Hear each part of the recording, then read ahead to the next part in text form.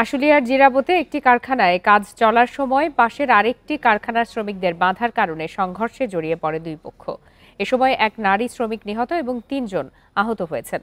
এদিকে গাজীপুরে বকেয়া বেতনের দাবিতে ৩ ঘণ্টা সড়ক অবরোধের পর তুলে নেওয়া হয়। আশুলিয়ায় এখনো বন্ধ ১৯টি কারখানার উৎপাদন।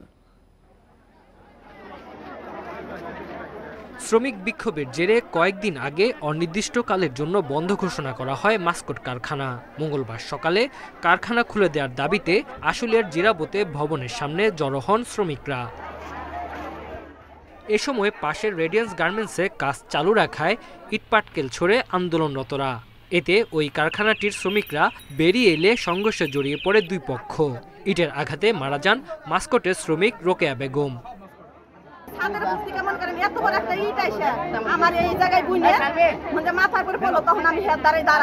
আমাদের রক্ষা না করে গেটের দরজা খুলে ভিতরে ছিল, অফিসের ভিতরে ঢুকে গেটে তালা লাগাই দিল আর আমাদের ওয়ার্কার গুলো মেরে ফেলালো। এটা কি আপনারা নিয়ম না নীতি? শিল্প পুলিশ জানায়, সংঘর্ষে দুই পক্ষের আহত ৩ শ্রমিককে সাভার এলাকার বিভিন্ন হাসপাতালে ভর্তি করা হয়েছে। শ্রমিকরা কাজ করার জন্য সেখানেও কেউ ছিল না, ম্যানেজমেন্টের কেউ ছিল না, মালিক পক্ষকে বলার পরেও ওনারা কেউ আসে নাই। পরবর্তীতে ওনারা যখন এখানে জড়ো হয়, আশপাশ থেকে ঢিলাঢিলির কারণে একজন শ্রমিক রোকেয়া নামে একজন আমাদের শ্রমিক বোন মারা যায়। এদিকে গাজীপুরে বকেয়া বেতনের দাবিতে সড়ক অবরোধ করে 4টি কারখানা শ্রমিকরা। এতে ঢাকা ময়মনসিংহ মহাসড়কের 10 কিলোমিটার এলাকা জুড়ে যানজটের সৃষ্টি হয়। দুর্ভোগে পড়েন চালক ও যাত্রীরা। 3 ঘণ্টা পরে বেতন পরিশোধের আশ্বাসে অবরোধ তুলে নেওয়া হয়। এদিকে ঢাকা টাঙ্গাইল মহাসড়কের চন্দ্রা ও চক্রবর্তী এলাকাতেও বকেয়া বেতনের দাবিতে বিক্ষোভ করেন শ্রমিকরা। Tanzil Hasnat, independent news. শ্রমিকদের অভিযোগ এবং অধিকার আদায়ের আলাদা সেল গঠন করা হবে বলে জানিয়েছেন শ্রম ও কর্মসংস্থান উপদেষ্টা আসিফ মাহমুদ সজীব ভূঁইয়া। সকালে রাজশাহীর 13 খাদিয়া এলাকায় জাতীয় পেশাগত স্বাস্থ্য ও নিরাপত্তা বিষয়ক গবেষণা এবং প্রশিক্ষণ ইনস্টিটিউট উদ্বোধন করে এ কথা বলেন তিনি। উপদেষ্টা আরও বলেন, বিভিন্ন কারখানায় ভবন ধস এবং অগ্নি দুর্ঘটনায় শ্রমিক হতাহতের ঘটনা দেশের সামগ্রিক পেশাগত স্বাস্থ্য সুরক্ষার কাঠামোয় দুর্বলতাগুলোকে চিহ্নিত করেছে। তাই বিদ্যমান শ্রম আইন এবং আন্তর্জাতিক মানদণ্ডের পরিপ্রেক্ষিতে দেশের শিল্প খাতে পেশাগত স্বাস্থ্য ও নিরাপত্তা নিশ্চিতে কাজ করা বর্তমান সরকারের নৈতিক দায়িত্ব। শ্রমিকদের দক্ষতা ও মান বৃদ্ধিতে এই প্রতিষ্ঠানটি গুরুত্বপূর্ণ ভূমিকা রাখবে বলেও উল্লেখ করেন তিনি।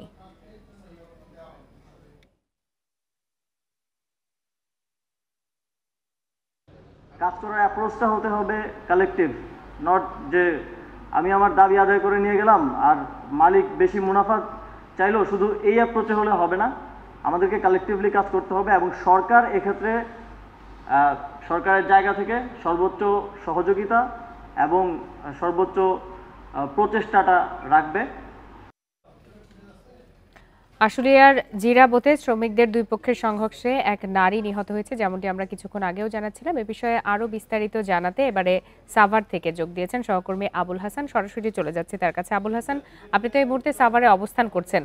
একটি কারখানার শ্রমিকরা কাজ বন্ধ করে চলে যাচ্ছিলেন, তারা আরেকটি কারখানায় উৎপাদন চালু থাকায় ইট পাটকেল ছোড়েন এবং এরই প্রেক্ষিতে তো একজন নারী শ্রমিক নিহত হয়েছেন। এ ধরনের ঘটনা কিভাবে ঘটলো, কেন ঘটলো, সেখানকার আইনশৃঙ্খলা বাহিনীর বক্তব্য কি?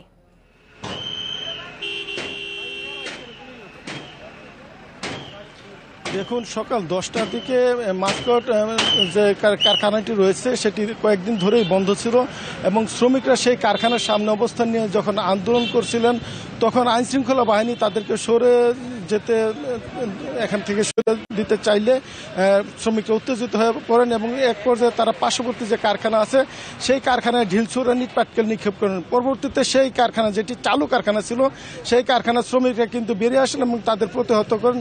এক পর্যায়ে দুই পক্ষের মধ্যেই কিন্তু ধাওয়া পাল্টা সংঘর্ষের রূপ নেয়, ইট পাটকেল নিক্ষেপ শুরু হয় এবং সেখানে রোকেয়া বেগম নামে একজন নারী শ্রমিক মারা যান। এবং শিল্প পুলিশের সঙ্গে আমরা যেটি কথা বলে জেনেছি যে আজকে যে ঘটনাটি ঘটনাটি ঘটেছে। কয়েকদিন আপনি জানেন যে শিল্প কারখানা গাজীপুর এবং আশুলিয়া কিছুটা শান্ত ছিল, যদিও কয়েকটি কারখানা গত কয়েকদিন বন্ধ ছিল, তারপরে কিন্তু পরিস্থিতি অনেকটাই শান্ত ছিল। কিন্তু আজকে একজন শ্রমিক নিহতের পর এবং যে ধাওয়া পাল্টা দেওয়া হলো, এতে কিন্তু সাভার যে শিল্পাঞ্চল সেটি উত্তপ্ত হয়ে উঠেছে এবং অশান্ত হয়ে উঠেছে এবং এখানে সেনাবাহিনী এবং পরবর্তীতে পুলিশ ঘটনাস্থলে গিয়ে কিন্তু পরিস্থিতি নিয়ন্ত্রণ করে। এবং আমরা এখন যেটি জেনেছি যে আমি এখন জিরাবু এলাকায় আছি এবং সেই এলাকায় এখন পরিস্থিতি মোটামুটি শান্ত রয়েছে। যে কারখানা শ্রমিকদের মধ্যে ধাওয়া পাল্টা হয়েছে সেখানে কিন্তু আইনশৃঙ্খলা বাহিনীর তৎপরতা রয়েছে এবং পুরো সাভার আশুলিয়া শিল্পাঞ্চলে কিন্তু এখানে আইনশৃঙ্খলা বাহিনীর বাড়তি নজরদারি রয়েছে। এবং শিল্প পুলিশের পক্ষ থেকে যেটি জানানো হয়েছে যে এই যে কারখানা মাস্কট, যে কারখানাটি কয়েকদিন ধরে বন্ধ ছিল, সেটি কিন্তু শ্রমিক আন্দোলনের মুখে বন্ধ ছিল এবং পুলিশ বলছে যে শ্রম যে আইন, সেই আইন অনুযায়ী এই কারখানাটি বন্ধ করা হয়েছিল। পরবর্তীতে কারখানা খোলার দাবিতে আজকে কিন্তু শ্রমিকরা বিক্ষুব্ধ হয়ে ওঠে এবং আইনশৃঙ্খলা বাহিনী তাদের সরিয়ে দিতে চাইলে সেখানে কিন্তু এই পরিস্থিতি উদ্ভব হয় এবং এখন এই একজন নারী শ্রমিক নিহতের ছাড়াও কিন্তু 3 জন শ্রমিক আহত হয়েছেন। তারা বিভিন্ন হাসপাতালে ভর্তি আছেন বলে আমরা জানতে পেরেছি। এবং এখন এই শিল্পাঞ্চল যে ঘটনাটি ঘটছে কয়েকদিন ধরে আপনি জানেন, এইটার পিছনে তৃতীয় পক্ষের কোনো ইন্ধন রয়েছে কিনা এটি নিয়ে কিন্তু মালিক পক্ষ আশঙ্কা প্রকাশ করছেন এবং তারা এই যে এখানে যারা তৃতীয় পক্ষ তাদেরকে শনাক্ত করে আইনের আওতায় আনার দাবি করছেন। একই অবস্থা কিন্তু গাজীপুরেও আজকে হয়েছে। নিঃসন্দেহে কারণ উৎপাদন চালু রাখতে হবে। আবুল হাসান, আপনাকে অনেক ধন্যবাদ।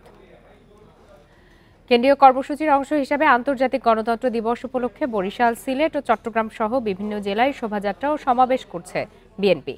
বরিশাল নগরীর বান্দর রোড প্ল্যানেট ওয়ার্ড শিশু পার্কের সামনে সমাবেশের আয়োজন করে বিএনপি।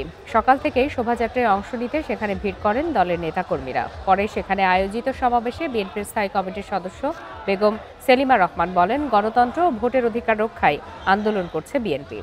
ক্ষমতায় আসলে রাষ্ট্র সংস্কার করে জনগণের অধিকার প্রতিষ্ঠার কথাও বলেন তিনি। সমাবেশ শেষে নগরীর বান্ধ রোড থেকে শোভাযাত্রা বের হয়ে নগরীর প্রধান সড়ক প্রদক্ষিণ করে। এদিকে চট্টগ্রাম নগরীর দামপাড়ায় জমিয়াতুল ফালাহ মসজিদের সামনে সমাবেশের আয়োজন করেছে বিএনপি। অন্যদিকে সিলেটে আলিয়া মাদ্রাসা মাঠে আন্তর্জাতিক গণতন্ত্র দিবস উপলক্ষে সমাবেশ করছে দলটি।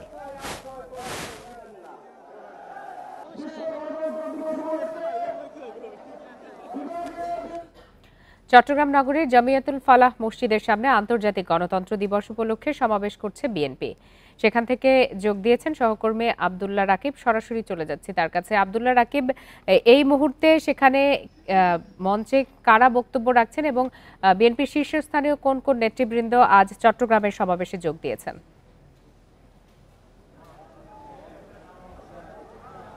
জি, বিএনপির আন্তর্জাতিক গণতন্ত্র দিবস উপলক্ষে যে বিভাগীয় সমাবেশ এবং শোভাযাত্রা, সমাবেশটি কিছুক্ষণ আগে শেষ হয়েছে। সেখানে বক্তব্য রেখেছেন বিএনপি স্থায়ী কমিটির সদস্য সালাউদ্দিন আহমেদ, যিনি দীর্ঘদিন ভারতে ছিলেন এবং সে চট্টগ্রামে বলা চলে 11 বছর পর চট্টগ্রাম নগরীতে তিনি বক্তব্য রাখলেন এবং চট্টগ্রাম নগরীতে আসলেন। আমরা শুনেছি এছাড়া বিএনপির ভাইস চেয়ারম্যান জয়নুল আবেদিন ফারুক সহ অন্যান্য যে স্থানীয় বা জাতীয় নেতারা আছেন তারাও বক্তব্য রেখেছেন এবং তারা বারে বারে একটি কথা বলছেন যে অন্তর্বর্তীকালীন সরকার কি এখন কাজ করছেন তাদেরকে নির্বাচনের রূপরেখা বা রোড ম্যাপ যেটি আছে সেটি ঘোষণা করতে, এবং তারা বলছেন যে গণতন্ত্র যে মুক্তির যে আসল যে স্বাদ সেটি আসলে বাংলাদেশের জনগণ এখন পাচ্ছে। যেহেতু একটি সরকার পতন হয়েছে এবং শেখ হাসিনা সরকার বিদায়ের পর সাধারণ মানুষের গণতন্ত্র নিয়ে যে উচ্ছ্বাস এবং উদ্দীপনা সেটিকে জিয়ে রাখার জন্য যে নির্বাচনের রূপরেখা বা রোডম্যাপ সেটি প্রকাশ করার জন্য বারে বারে নেতারা তাদের বক্তব্য উঠে এসেছেন। আমরা দেখেছি সালাউদ্দিন আহমেদ, যিনি বিএনপি স্থায়ী কমিটির সদস্য, তিনি তার বক্তব্যে স্পষ্ট করেছেন যে অন্তর্বর্তী সরকারকে একটি সুস্পষ্ট রূপরেখা নির্দিষ্ট সময়ের মধ্যে জনগণের উদ্দেশ্যে প্রকাশ করার জন্য, কারণ জনগণ যে গণতন্ত্র মুক্ত করেছেন, যে অগণতান্ত্রিক অবস্থা ছিল সেটি থেকে মুক্তি পেয়ে সাধারণ মানুষ এখন গণতন্ত্রমুখী এবং তারা যে নির্বাচন, সেই নির্বাচনের পরিবেশটি সামনের দিনে তৈরি করার জন্য তারা বলছেন একটি অস্পষ্টতা না রেখে একটি সুস্পষ্ট যাতে মডেল বা রূপরেখা প্রকাশ করে এই অন্তর্বর্তীকালীন সরকার। একই সাথে নেতাকর্মীদের সতর্ক থাকার পরামর্শ দিয়েছেন। তারা বলছেন যে আওয়ামী লীগের নেতাকর্মী যারা আসলে পালিয়ে বেড়াচ্ছেন তাদেরকে যারা আশ্রয় প্রশ্রয় দিবে তাদের বিরুদ্ধে সাংগঠনিক এবং দলীয়ভাবে কঠোর ব্যবস্থা তারা নেবেন এবং সেক্ষেত্রে সকল নেতাকর্মী সকল জেলা উপজেলা এবং ইউনিয়ন পর্যায়ে সকলকে সতর্ক থাকার তারা নির্দেশনা দিয়েছেন। চট্টগ্রাম থেকে বিএনপির সমাবেশ নিয়ে বিস্তারিত জানাচ্ছিলেন সহকর্মী আব্দুল্লাহ রাকিব। আন্তর্জাতিক গণতন্ত্র দিবস উপলক্ষে ঢাকার নয়াপল্টনে চলেছে বিএনপির সমাবেশ। বেলা 2:30টার দিকে রাজধানীর নয়াপল্টনে দলটির কেন্দ্রীয় কার্যালয়ের সামনে সমাবেশটি শুরু হয়। সমাবেশে বক্তব্য রাখছেন দলের নেতারা। সমাবেশে প্রধান অতিথি হিসেবে ভার্চুয়ালি বক্তব্য রাখবেন বিএনপির ভারপ্রাপ্ত চেয়ারম্যান তারেক রহমান। এতে সভাপতিত্ব করছেন দলের মহাসচিব মির্জা ফখরুল ইসলাম আলমগীর। এছাড়া দলের স্থায়ী কমিটির সদস্য সিনিয়র নেতারাও সমাবেশে বক্তব্য দিচ্ছেন। সমাবেশে যোগ দিতে সকাল থেকে বিভিন্ন এলাকা থেকে মিছিল নিয়ে নয়াপল্টনে জড়ো হন বিএনপি ও বিভিন্ন সহযোগী সংগঠনের নেতাকর্মীরা। দলীয় স্লোগানে মুখরিত চারপাশ। বিশ্ববাসীকে গণতন্ত্রের প্রতি আগ্রহী করতে 2008 সাল থেকে প্রতি বছর 15 সেপ্টেম্বর আন্তর্জাতিক গণতন্ত্র দিবস পালন করে জাতিসংঘের সদস্য দেশগুলো। কিছুদিন আগে স্বেচ্ছাসেবক দলের সভাপতি জিলানির উপর আন্তর্জাতিক গণতন্ত্র দিবস উপলক্ষে ঢাকার নয়াপল্টনে সমাবেশ করছে বিএনপি। এ বিষয়ে সবশেষ তথ্য জানাতে এই মুহূর্তে নয়াপল্টন থেকে যোগ দিয়েছেন সহকর্মী। আমরা সরাসরি চলে যাচ্ছি নয়াপল্টনের সমাবেশ স্থলে। জাতীয়তাবাদী দলের পক্ষ থেকে ইতিপূর্বে 600 থেকে 7 ইলিয়াস আলী থেকে শুরু করে 600-700 নেতাকর্মীকে গুম খুম হত্যা করা হয়েছে। সর্বশেষ 5 তারিখের পূর্বে এই জাতীয়তাবাদী দলের নেতৃত্বে আমাদের চেয়ারম্যানের নেতৃত্বে প্রায় 400 নেতাকর্মী ছাত্র জনতা খুন নিহত হয়েছে এই পুলিশের হাতে। বন্ধুরা আমার, আমি সর্বশেষ বলতে চাই গণতন্ত্র উদ্ধার হয় নাই। আমরা এই তত্ত্বাবধায়ক সরকারকে সহযোগিতা করতে চাই। গণতন্ত্রের মধ্যে নির্বাচন দিন, ওই নির্বাচনের মধ্য দিয়ে জাতি একটি সুন্দর নির্বাচন চায়। ওই নির্বাচনের মধ্য দিয়ে রাষ্ট্র ব্যবস্থা কায়েম হবে, সরকার প্রতিষ্ঠা করবে, তারেক রহমানের নেতৃত্বে জাতি ঐক্যবদ্ধ হবে। আপনাদের সবাইকে ধন্যবাদ। উপস্থিত নেতৃবৃন্দ, আমাদের মাঝে ইতিমধ্যে উপস্থিত হয়েছেন সাবেক মন্ত্রী, বিশিষ্ট শিক্ষাবিদ, বাংলাদেশ জাতীয়তাবাদী দল বিএনপির জাতীয় স্থায়ী কমিটির অন্যতম সদস্য জনাব ডক্টর আব্দুল মঈন খান। এ পর্যায়ে আমাদের মাঝে বক্তব্য রাখবেন বাংলাদেশ জাতীয়তাবাদী দল বিএনপির যুগ্ম মহাসচিব, মৃত্যুঞ্জয়ী ছাত্রনেতা জনাব শহীদ উদ্দিন চৌধুরী আনি। বিসমিল্লাহির রহমানির রহিম। আন্তর্জাতিক গণতন্ত্র দিবস উপলক্ষে বাংলাদেশ জাতীয়তাবাদী দল আজকের এই সমাবেশের আয়োজন করেছে। উপস্থিত সভাপতি, বাংলাদেশ জাতীয়তাবাদী দলের সংগ্রামী মহাসচিব মির্জা ফখরুল ইসলাম আলমগীর, আজকের এই সমাবেশের প্রধান অতিথি বিএনপির ভারপ্রাপ্ত চেয়ারম্যান, আগামীর রাষ্ট্রনায়ক জনাব তারেক রহমান, মঞ্চে উপস্থিত জাতীয় নেতৃবৃন্দ, প্রিয় ভাইয়েরা আমার, আজকে এই সমাবেশে যারা উপস্থিত হয়েছেন আপনাদের সবাইকে সংগ্রামী শুভেচ্ছা এবং বিপ্লবী অভিনন্দন জানাচ্ছি। আপনারা জানেন যে লড়াইয়ে আমরা অবতীর্ণ হয়েছিলাম, সেই গণতন্ত্রের লড়াই, সেই আন্দোলন, সেই সংগ্রাম এখনো শেষ হয় নাই। আজকে এই বাংলাদেশ সরকারের অন্তর্বর্তীকালীন সরকারের প্রধান প্রফেসর ডক্টর মোহাম্মদ ইউনূস, আপনি একজন সম্মানিত সজ্জন ব্যক্তি। আপনার কাছে আমাদের উদাত্ত আহ্বান, বিগত 15 বছরে যারা এই দেশে অত্যাচার, নির্যাতন, গুম, খুন, লুটতরাজ, দুর্নীতির সঙ্গে সম্পৃক্ত ছিল, অবিলম্বে তাদের বিচার করতে হবে। আমরা যারা এখনো রাজপথে গণতন্ত্রের সংগ্রামে অবতীর্ণ রয়েছি, বিগত 15 বছরে আমাদের বিরুদ্ধে যত সকল মামলা হয়েছে, অবিলম্বে সকল মামলা প্রত্যাহার করতে হবে। বিগত 15-16 বছরে এই আন্দোলন সংগ্রাম করতে গিয়ে যারা গুমের শিকার হয়েছে, যারা খুনের শিকার হয়েছে, যারা পঙ্গুত্ব বরণ করছে, তাদের জন্য বিশেষ অনুদানের ব্যবস্থা গ্রহণ করতে হবে। আন্তর্জাতিক গণতন্ত্র দিবস উপলক্ষে নয়াপল্টনে আয়োজিত সমাবেশে বক্তব্য রাখছেন বিএনপি নেতাকর্মীরা। আমরা এতক্ষণ সরাসরি ছিলাম সেখানে। ভারতে অনুপ্রবেশের চেষ্টার অভিযোগে হওয়া মামলায় সাবেক বিচারপতি এইচ.এম. শামসুদ্দিন চৌধুরী মানিককে জামিন দিয়েছে আদালত। সকালে সিলেটের অতিরিক্ত চিফ জুডিশিয়াল ম্যাজিস্ট্রেট আদালতের বিচারক অঞ্জন কান্তি দাস তার জামিন মঞ্জুর করেন। এ সময় তাকে 1000 টাকা জরিমানাও করা হয়। তবে তার বিরুদ্ধে দেশের বিভিন্ন স্থানে মামলা থাকায় কারাগারে পাঠানোর নির্দেশ দেয় আদালত। গত 23 আগস্ট রাতে সিলেটের কানাইঘাট উপজেলার ডনা সীমান্ত দিয়ে ভারতে পালিয়ে যাওয়ার সময় শামসুদ্দিন চৌধুরী মানিককে আটক করে বিজিবি। পরদিন তাকে কানাইঘাট থানায় হস্তান্তর করা হয়।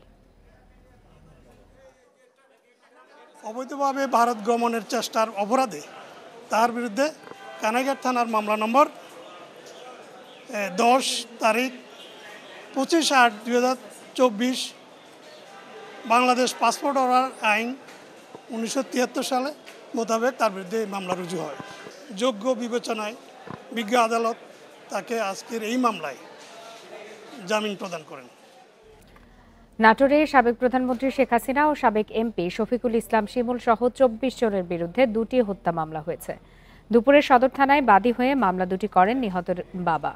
এজাহারে উল্লেখ করা হয়, গত 5 আগস্ট বৈষম্য বিরোধী ছাত্র আন্দোলনের মিছিল থেকে মিগদাদ ও মোহন সহ কয়েকজন আন্দোলনকারীকে ধরে নিয়ে যায় সাবেক এমপি শফিকুল ইসলাম শিমুলের সমর্থকরা। পরে এমপির বাড়িতে আটকে রাখা হয় তাদের। এ সময় শিমুলের বাড়ির সামনে বিক্ষোভ শুরু হলে নিজ বাড়িতে আগুন দিয়ে পালিয়ে যায় শিমুল। এ সময় মিগদাদ ও মোহন আগুনে পুড়ে মারা যান। এদিকে লক্ষ্মীপুরে বৈষম্য বিরোধী ছাত্র আন্দোলনে 2 শিক্ষার্থী হত্যা মামলায় পৌর আওয়ামী লীগের সভাপতি সৈয়দ আহমদকে গ্রেপ্তার করেছে পুলিশ।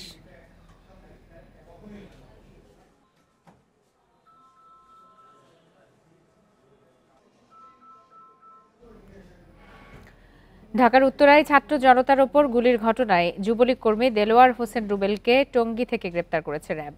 সকালে আইন ও গণমাধ্যম শাখার সহকারী পরিচালক আ.ন.ম ইমরান খান বিষয়টি নিশ্চিত করেন। র্যাব জানায়, গত 3 আগস্ট উত্তরার 11 নম্বর সেক্টরে বৈষম্য বিরোধী ছাত্র আন্দোলনে গুলিবর্ষণের ঘটনা ঘটে। পরে গোপন খবরে অভিযান চালিয়ে রুবেলকে গ্রেপ্তার করা হয়। গুলির ঘটনায় হওয়া মামলার এজাহারভুক্ত আসামি এবং ঢাকা উত্তর সিটির 45 নম্বর ওয়ার্ড যুবলীগের কর্মী তিনি। এদিকে চট্টগ্রামের বহদ্দারহাটে ছাত্র জনতার ওপর গুলি চালানো কিশোর অপরাধ চক্রের নেতা মোহাম্মদ মিজানকে গ্রেপ্তার করা হয়েছে। এ সময় তার কাছ থেকে উদ্ধার করা হয়েছে 1200 ইয়াবা এবং একটি ছুরি। তার বিরুদ্ধে মাদক, অস্ত্র, অপহরণ এবং ডাকাতি সহ 7টি মামলা রয়েছে।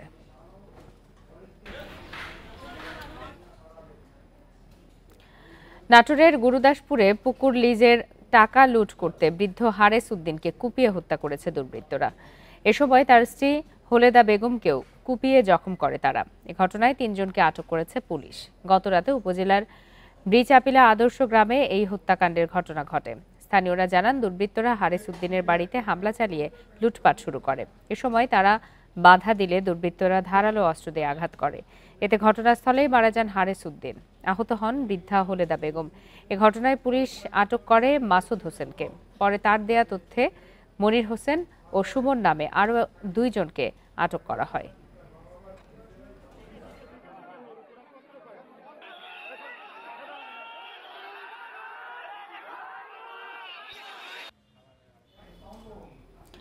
নারায়ণগঞ্জে আলোচিত শিক্ষার্থী ত্বকী হত্যায় জড়িত থাকার অভিযোগে পারভেজ নামে একজনকে গ্রেপ্তার করেছে র্যাব। এ নিয়ে এ ঘটনায় 5 জনকে গ্রেপ্তার করা হলো। গ্রেপ্তার ইয়ার মোহাম্মদ পারভেজ নারায়ণগঞ্জ শহরের চাষারা এলাকার আলী হোসেনের ছেলে। র্যাব 11 এর অধিনায়ক লেফটেন্যান্ট কর্নেল তানভীর মাহমুদ পাশা জানান, গতরাতে চাষারা থেকে তাকে গ্রেপ্তার করা হয়। সকালে আদালতে হাজির করা হলেও অসুস্থতার কারণে তার রিমান্ড আবেদন করা হয়নি। 2013 সালের 6 মার্চ ত্বকীকে অপহরণ করা হয়। একদিন পর শীতলক্ষা নদী থেকে উদ্ধার করা হয় তার মরদেহ।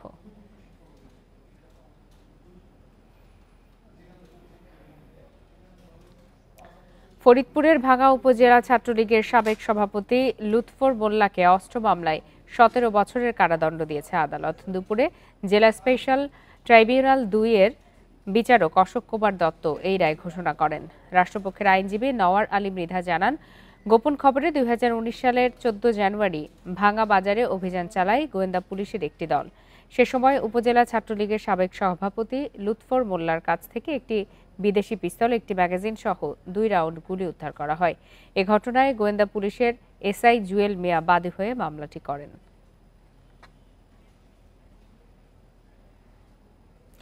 মাত্র 4 জন চিকিৎসক ও 1 টেকনিশিয়ান নিয়ে চলছে খুলনার শহীদ শেখ আবু নাসের হাসপাতালের নেফ্রোলজি বিভাগ।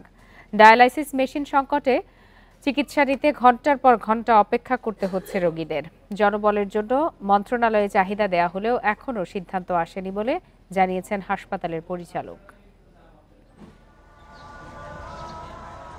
খুলনার শহীদ শেখ আবু নাসের বিশেষায়িত হাসপাতালের নেফ্রোলজি বিভাগে প্রতিদিন গড়ে 80 থেকে 90 জন রোগী আসেন। এদের মধ্যে 70 জনই ডায়ালাইসিসের রোগী। হাসপাতালের সচল 25টি মেশিন দিয়ে প্রতিদিন 50 থেকে 55 জন রোগীকে ডায়ালাইসিস সেবা দেয়া হচ্ছে। মেশিন স্বল্পতায় অনেক রোগীকে ঘন্টার পর ঘন্টা অপেক্ষা করতে হয়। এইখানে যে মেশিনগুলো বৃদ্ধি করা হয় এবং জনবল বাড়ানো হয়, তাহলে আমাদের জন্য অনেক সুবিধা। যদি আরও কটা মেশিন দিত তাহলে আমরা এই রুগীর এইরকম অপেক্ষা করতাম না। হাসপাতালে 30টি নার্সের পদের বিপরীতে আছেন 19 জন। সহকারী পদে 9 জনের স্থানে আছেন 6 জন, আর ডায়ালাইসিসের টেকনিশিয়ানের 3টি পদের বিপরীতে আছেন মাত্র 1 জন। এতে ব্যাহত হচ্ছে চিকিৎসা সেবা। 5টা-6টা রোগী যদি পড়ে তখন তো একার পক্ষে সেই সেবাটা ভালো হয় না। সেবা হয় কিন্তু সেবার মানটা ভালো হয় না। আমাদের এখানে জনবলের সংকট আছে, আমরা চাচ্ছি আরও জনবল বেশি হলে আমাদের সেবার মানটা আরও ভালো হবে। হাসপাতালের নেফ্রোলজি বিভাগে 2 বিশেষজ্ঞ সহ মোট চিকিৎসক মাত্র 4 জন। জনবল সংকটে রোগীদের প্রত্যাশিত সেবা দিতে হিমশিম খাচ্ছেন তারা। দক্ষ টেকনিশিয়ান এবং নার্সের ব্যবস্থা করা যায় তাহলে সেই ক্ষেত্রে অনেক রোগী আছে যাদের 2 বার ডায়ালাইসিস দিয়ে হচ্ছে না, 3 বার দিতে পারি তাদেরকে। তো সেই ক্ষেত্রে তাদের কোয়ালিটি অফ লাইফ বা জীবনযাত্রার মান আরও উন্নত হবে। ডায়ালাইসিস মেশিন সহ জনবলের জন্য মন্ত্রণালয়ে চাহিদা দেওয়া হয়েছে জানিয়েছেন পরিচালক।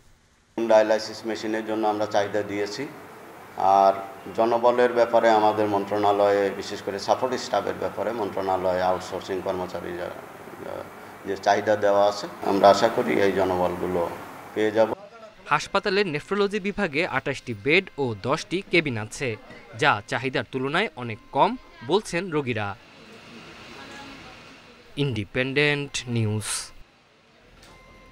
সংযোগ সড়ক না হওয়ায় জয়পুরহাটে নবনির্মিত 6টি সেতু কোনো কাজে আসছে না। 3 উপজেলায় বিভিন্ন খালের ওপর সেতু তৈরি হলেও সড়ক নির্মাণে তৎপরতা নেই বরেন্দ্র ও এলজিইডি কর্তৃপক্ষের। এজন্য বরাদ্দ না আসার দাবি কর্মকর্তাদের। এদিকে নির্মাণের কিছুদিনের মধ্যেই একটি সেতুতে দেখা দিয়েছে ফাটল। বরেন্দ্র কর্তৃপক্ষের উদ্যোগে জয়পুরহাট সদরের উত্তর জয়পুর, ঘোনাপাড়া, বিষ্ণুপুর, ভাদুরমোড় ও পাঁচবিবি উপজেলার শালপাড়ায় নির্মাণ হয় 5টি সেতু। শুকনো মৌসুমে পানি ধরে রাখার জন্য 2টি সেতুর নিচে নির্মাণ হয় ক্রস ড্যাম। তবে সংযোগ সড়ক তৈরি না হওয়ায় এসব সেতুর সুফল মিলছে না। খালের উপর সেতু হলেও রাস্তার অপেক্ষায় স্থানীয়রা। ব্রিজ দিয়ে হলো যাই যেভাবে হোক হলো, কিন্তু রাস্তা নাই। রাস্তা না হয় ব্রিজ হয় কোনো লাভ আছে? 2 সাইডে কোনো রাস্তা নাই। নদীর সাইড দিয়ে আমরা এই যাতায়াত করতেছি জমির আল দিয়ে, রাস্তা ছাড়া তো কোনো ব্রিজের কোনো মূল্য নাই। এদিকে সদর উপজেলার উত্তর জয়পুর গ্রাম সংলগ্ন খালের উপর সেতুটিতে এরই মধ্যে ফাটল দেখা দিয়েছে। স্থানীয়দের দাবি, নিম্নমানের সামগ্রী ব্যবহার করায় নির্মাণের পরেই সেতুটির এমন দশা। ব্রিজের কাজটা খুব দুর্বল হয়েছে, 8 ভাগে 10 ভাগে কাজ করেছে। গোটা খোয়া দিয়ে কাজ করতে চাইছিল, আমরা বাধা সৃষ্টি করার পর খোয়াটা ভেঙে দিয়েছে। খালি এইটুকুই ভালো কাজ করেছে। ব্রিজের কাজ শেষ হয়ে গেল, হওয়ার পরে এই যে 15 দিন না যেতে ব্রিজের ফাটল ধরে গেছে, সমস্ত জায়গা ভেঙে গেছে। ঠিকাদারের বিরুদ্ধে নিম্নমানের নির্মাণ কাজের অভিযোগ খতিয়ে দেখা হবে জানিয়েছে কর্তৃপক্ষ। তবে বাজেট না আসায় সংযোগ সড়ক তৈরির কাজ হচ্ছে না। সবার আবেদনের প্রেক্ষিতে আমরা সদর দপ্তর থেকে বরাদ্দ নিয়ে এসে এখানে আমরা ফুটওভার ব্রিজ করি এবং সরকার যদি আমাদেরকে বরাদ্দ দেয় আমরা রাস্তা করে দেব। এলজিইডির তত্ত্বাবধানে নির্মিত কালাই উপজেলার বড়তারা ইউনিয়নের একটি সেতুরও একই অবস্থা। সংযোগ সড়ক না থাকায় ৩৩ লাখ টাকা ব্যয়ে নির্মিত সেতুটি কোনো কাজে আসছে না এলাকাবাসীর। Independent news. ময়লা উন্মুক্তভাবে ফেলে রাখায় দুর্ভোগ পোহাচ্ছেন মাগুরার বর্জ্য পরিশোধনাগারের আশপাশের ৩ শতাধিক পরিবার। প্রকল্পের পানি ফেলা হচ্ছে পাশের জমিতে। এছাড়া ২ বছর ধরে বর্জ্য সংগ্রহ চললেও জৈব সার ও বায়োগ্যাস তৈরি শুরু হয়নি এখনো। এদিকে শহরের আরেকটি উন্মুক্ত স্থানে ময়লা ফেলছে পৌর কর্তৃপক্ষ।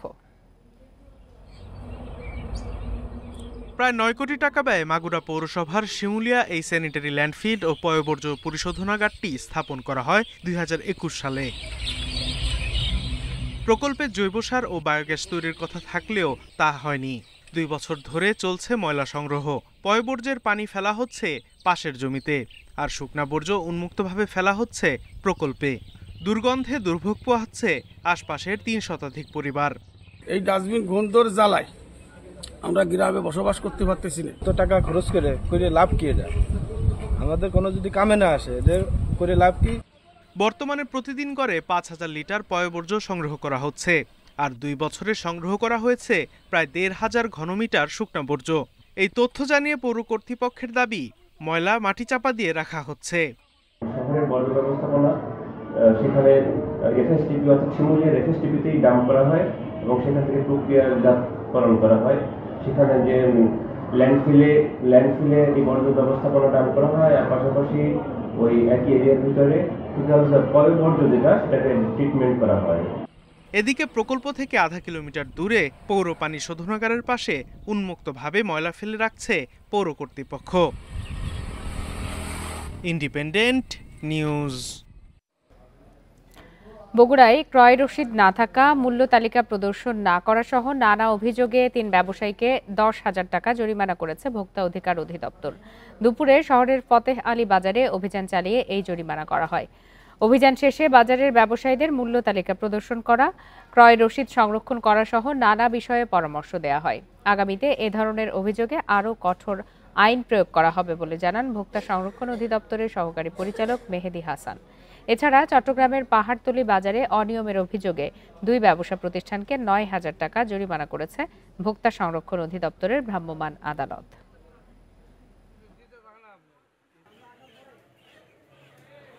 আমরা মনিটরিং কালে আসলে যেই সমস্যাগুলো দেখতে পাই, সেই সমস্যাগুলো যেমন আগেও ছিল, এখনো সেই সমস্যাগুলো রয়ে গেছে। যেমন পাকা রসিদ সরবরাহ না করা, যে পাকা ভাউচারটা সেটা আসলে এখনো আমরা অধিকাংশ প্রতিষ্ঠানে আমরা পাচ্ছি না। কিছু দোকান হচ্ছে আপনার মূল্য তালিকা প্রদর্শন করলেও কিছু প্রতিষ্ঠান কিন্তু আপনার মূল্য তালিকা প্রদর্শন করছেন না, প্লাস তারা ক্রয় ভাউচার সংরক্ষণ করছেন না, প্লাস বিক্রয় ভাউচারও দিচ্ছেন না। টানা বৃষ্টিতে মেহেরপুর ও সাতক্ষীরার নিচু এলাকায় দেখা দিয়েছে জলাবদ্ধতা। এতে ভোগান্তিতে পড়েছেন স্থানীয়রা। মেহেরপুরে টানা 4 দিনের বৃষ্টিতে বিভিন্ন এলাকায় জলাবদ্ধতা দেখা দিয়েছে। নিষ্কাশন ব্যবস্থা না থাকায় বেশ কয়েকটি শিক্ষা প্রতিষ্ঠানে জমে আছে পানি, নষ্ট হচ্ছে মরিচ, আউশ ধান, কলাই ও সবজির ক্ষেত। এদিকে সাতক্ষীরা পৌরসভা সহ আশপাশের বেশ কিছু এলাকায় দেখা দিয়েছে জলাবদ্ধতা। বৃষ্টিতে ভেসে গেছে শতাধিক মাছের ঘের। এছাড়া বৃষ্টি কমায় লক্ষ্মীপুরে বন্যা পরিস্থিতির আরও উন্নতি হয়েছে। তবে 1 মাস ধরে পানিবন্দী এখনও প্রায় 3 লাখ মানুষ।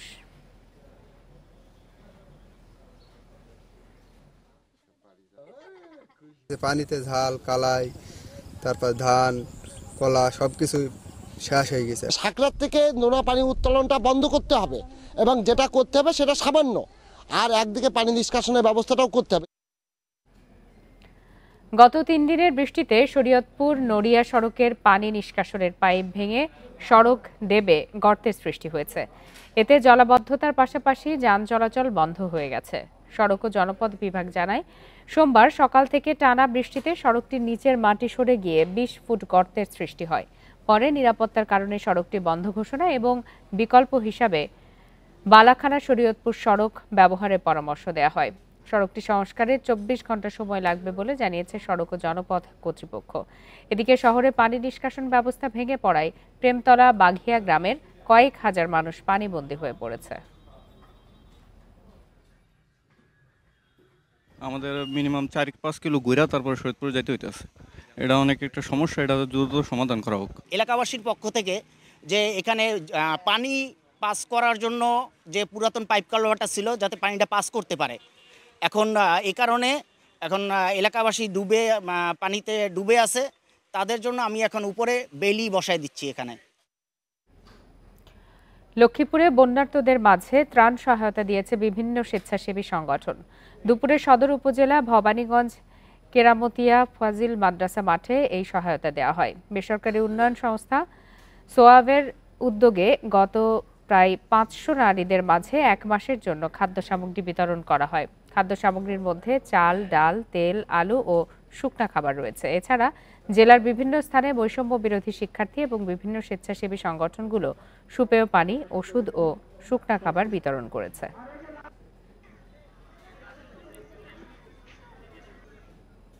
খাগড়াছড়িতে বন্যায় ক্ষতিগ্রস্ত মানুষের জন্য 1 টাকায় বাজারের আয়োজন করেছে সেনাবাহিনী ও বিদ্যানন্দ ফাউন্ডেশন। সকালে গুইমারা কলেজ মাঠে এই বাজারের উদ্বোধন করেন 24 আর্টিলারি ব্রিগেডের region commander brigadier general Raisul Islam. বাজার থেকে 1 টাকায় একজন ক্রেতা চাল, ডাল, তেল, মুরগি, মাছ সহ 7টি পণ্য প্রয়োজন অনুযায়ী কিনতে পারবেন। এছাড়াও ক্ষতিগ্রস্ত 10 পরিবারকে গরু, সেলাই মেশিন সহ বিভিন্ন পুনর্বাসন সামগ্রী তুলে দেন সেনাবাহিনীর রিজিয়ন কমান্ডার।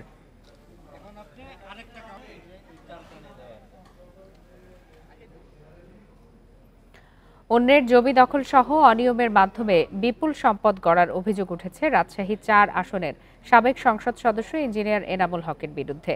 সম্প্রতি আইন শৃঙ্খলা বাহিনীর হাতে ধরা পড়ার পর তার অপকর্ম সম্পর্কে মুখ খুলছেন স্থানীয়রা। তারা বলছেন, নিজ সন্ত্রাসী বাহিনীর পাশাপাশি প্রশাসনকে অবৈধভাবে ব্যবহার করেছেন এমপি এনামুল।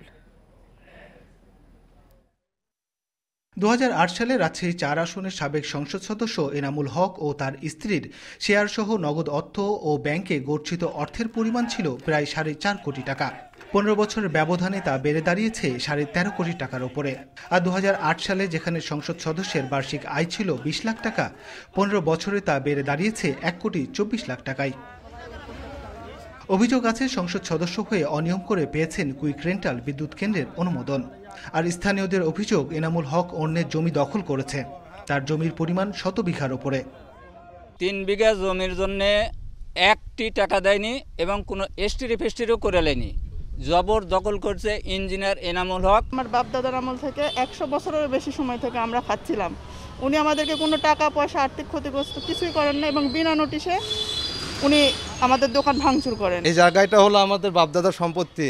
এটা জোরপূর্বকভাবে ইঞ্জিনিয়ার এনামুল হকের নির্দেশনায় ভবানীগঞ্জ পৌরসভার মেয়র উনি জোরপূর্বকভাবে এজাককে ঘর করে দেয়। দুদককে শক্তিশালী না করা পর্যন্ত এই ধরনের অনিয়ম থেকে মুক্তি মিলবে না বলছেন রাষ্ট্রবিজ্ঞানীরা। আর সুশীল সমাজের প্রতিনিধিরা বলছেন, দুর্নীতি দমনে আইনের শাসন প্রতিষ্ঠা করতে হবে।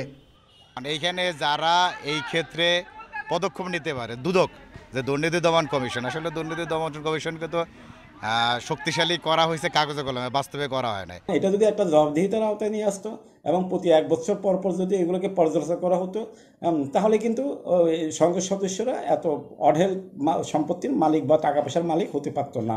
এনামুল হক ও তার পরিবারের সম্পদ নিয়ে তদন্ত নেমেছে দুদক। Mustafizur Rahman, Independent News, Rajshahi.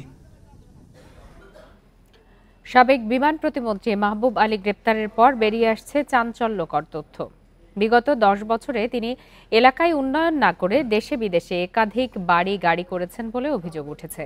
এছাড়া নির্বাচনের হলফনামা অনুযায়ী তার সম্পদ বেড়েছে 60 গুণ। এসব নিয়ে এলাকায় চলছে গুঞ্জন। সাবেক বিমান প্রতিমন্ত্রী মাহবুব আলী 2014 ও 2018 সালে 2 বার সংসদ সদস্য নির্বাচিত হন। পরে বেসামরিক বিমান পরিবহন ও পর্যটন প্রতিমন্ত্রী হন। স্থানীয়রা বলছেন, সংসদ সদস্য বা মন্ত্রী হওয়ার পর তিনি এলাকার কোনো উন্নয়ন করেননি, তবে দেশে বিদেশে বাড়ি গাড়ি করেছেন। কোনো আয়ের খাত না থাকলেও স্ত্রী সন্তানের নামে রয়েছে প্রচুর পরিমাণ সম্পত্তি। উনি তো আসলে সাধারণ টাকা পয়সা ছিল না, আজকে উনি দেশে বিদেশে বাড়ি ঘর করেছেন, উনি অনেক ঢাকাতে প্লাট করেছেন, কিন্তু এই সোনারগাঁয়ের মানুষের ভাগ্যের কোনো পরিবর্তন হয় নাই। উনি যে সম্পদগুলা করছে আমাদের নিজ এলাকায় করেন নাই, হবিগঞ্জের ভিতরেও করেন নাই, ঢাকার ভিতরে করেন নাই, উনি সবগুলা দেশের বাহিরে নেই, অস্ট্রেলিয়ায় যে সম্পদের পাহাড়গুলা করছে তা আমরা শুনে আশ্চর্যজনক হয়ে গেছে। বিগত নির্বাচনের হলফনামা অনুযায়ী সম্পদ বেড়েছে 60 গুণ।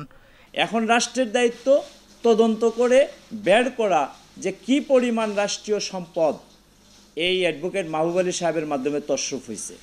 যদি রাষ্ট্রীয় সম্পদ তছরূপ হয়ে থাকে, নিয়মের বেশি সম্পদ যদি ওনার বৃদ্ধি পাইয়া থাকে, তার জন্য ব্যবস্থা গ্রহণ করা উচিত। সবশেষ নির্বাচনী হলফনামায় মাহবুব আলীর মোট বার্ষিক আয় 36,18,000 টাকা, সম্পদ বেড়ে দাঁড়িয়েছে 4,84,00,000 টাকা, আর নির্ভরশীলদের নামে ব্যাংকে দেখানো হয় 1,67,00,000 টাকা। Independent news. গোপালগঞ্জে স্বেচ্ছাসেবক দলের কেন্দ্রীয় নেতা শওকত আলী দিদার হত্যার ঘটনায় সাবেক এমপি শেখ ফজলুল করিম সেলিম সহ 118 জনের নাম উল্লেখ এবং অজ্ঞাত 1500 জনকে আসামি করে মামলা হয়েছে। দুপুরে নিহতের স্ত্রী বাদী হয়ে মামলাটি দায়ের করেন। নিহতের স্ত্রী রাবেয়া রহমান জানান, 13 সেপ্টেম্বর কেন্দ্রীয় স্বেচ্ছাসেবক দলের সভাপতি SM জিলানি গাড়ি বহর নিয়ে তার গ্রামের বাড়ি টুঙ্গিপাড়ায় যাচ্ছিলেন। পথে ঘোড়াপাড়ায় দোলা পেট্রোল পাম্পের সামনে পৌঁছালে আওয়ামী লীগের নেতাকর্মীরা তার গাড়ি বহরে হামলা চালায়। গাড়িতে থাকা শওকত আলী দিদারকে নামিয়ে আসামিরা পিটিয়ে হত্যা করে বলে অভিযোগ করেন তিনি। পুলিশ জানায়, হত্যাকাণ্ডে এরই মধ্যে 12 জনকে সন্দেহভাজন হিসাবে আটক করা হয়েছে। অন্যদের গ্রেপ্তারে অভিযান চলছে।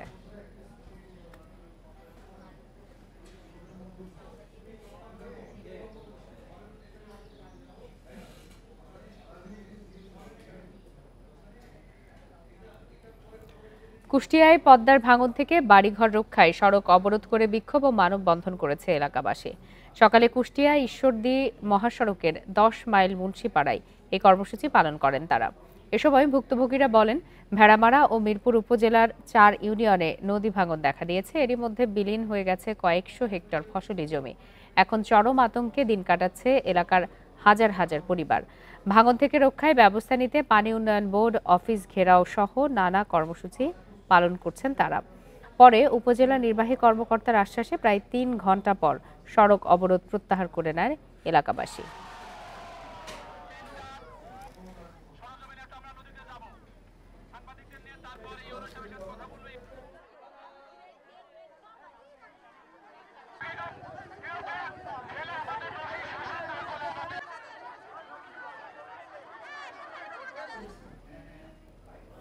এর সাথে শেষ করছে আজকে সমগ্র বাংলাদেশ। ইন্ডিপেন্ডেন্ট টেলিভিশনের সব খবরের আরো বিস্তারিত জানতে চোখ রাখুন ফেসবুক, ইউটিউব আর এক্সে। ধন্যবাদ এতক্ষণ সাথে থাকার জন্য।